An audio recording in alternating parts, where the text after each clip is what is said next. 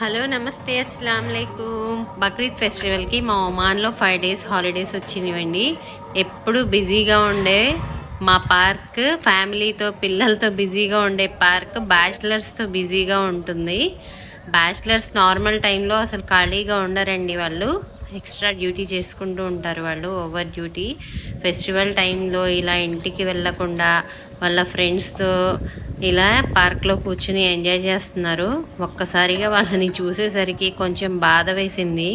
ఫ్యామిలీని అందరినీ విడిచిపెట్టి వాళ్ళు ఇలా స్పెండ్ చేస్తున్నారు ఒక్కళ్ళే అని చెప్పి.